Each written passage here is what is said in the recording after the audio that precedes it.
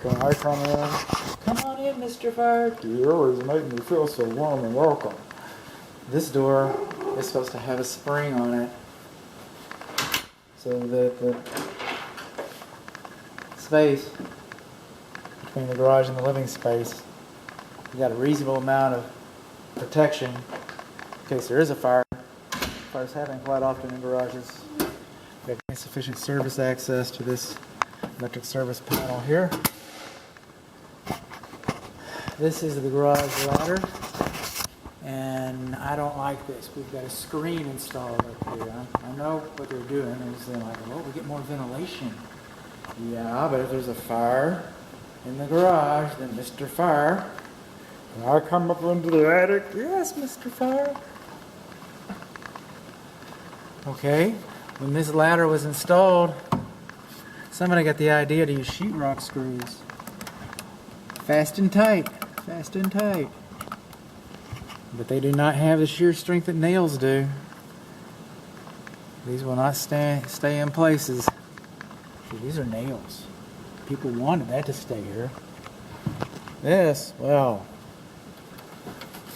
Save the tools in the truck, Jody. We're going to the beer store. Wow, Carl, that was great. You're fast. I know. Been doing it a while. You know how I am. This is a water conditioning, which is beyond the scope. This one's pretty good because it's off and it's dry. Because a lot of times I see they're not dry. A lot of times I see termites in these areas. Just saying. These electric receptacle outlets, they should be GFCI. Well, they are GFCI protected. But they should be labeled.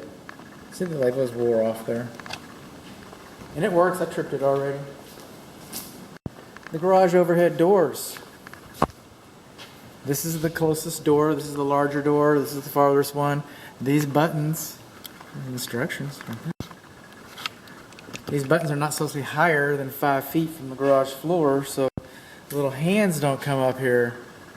But we don't have that. And another thing we do not have is we do not have a warning notice posted on these doors, and these doors are not GFCI protected. This is how I test.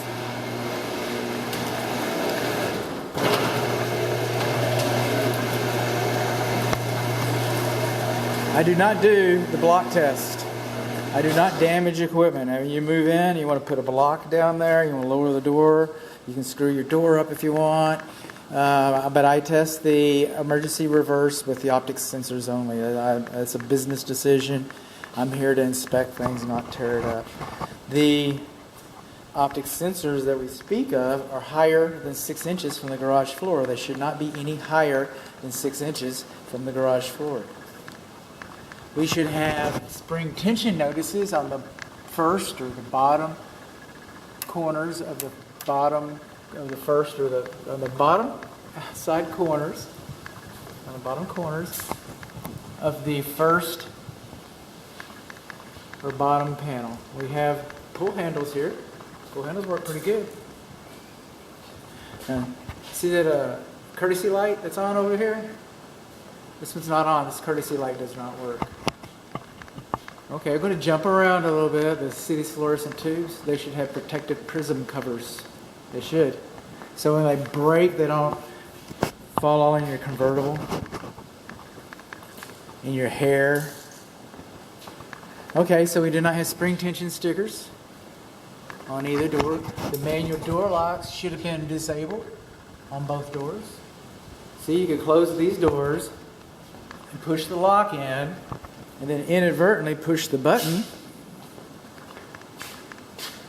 and it'd wank your door all up.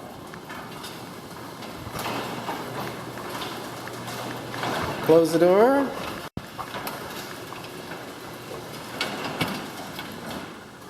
Lock it. Now open that door. What do you think is going to happen? You put a bolt in here so it doesn't go. You can also unscrew this and turn it around and screw it in, so that if you ever wanted to use it in the manual mode and you didn't want to rely on the door opener, you could still use it. But in the meantime, this is the way we're doing it.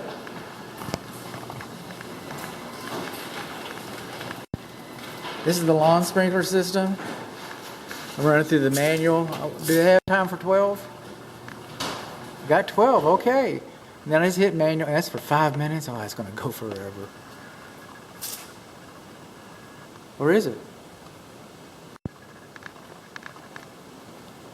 Okay, I got time programmed on 12. Bet I'm only getting 11 zones.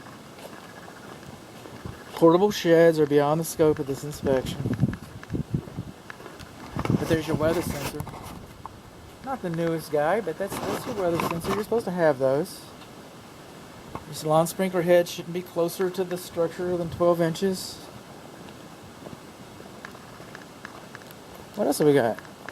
We don't have a care and use manual. We don't have a care and use manual, but we do have instructions. And the zones are not labeled. That's how I didn't know. Let's go back over here to auto. That's where I found it. Oh, and it was also on 1 through 6. That's the way I found it. I'm just going to close it. Oh, dang. There it is. It's labeled. Okay. Shame on me.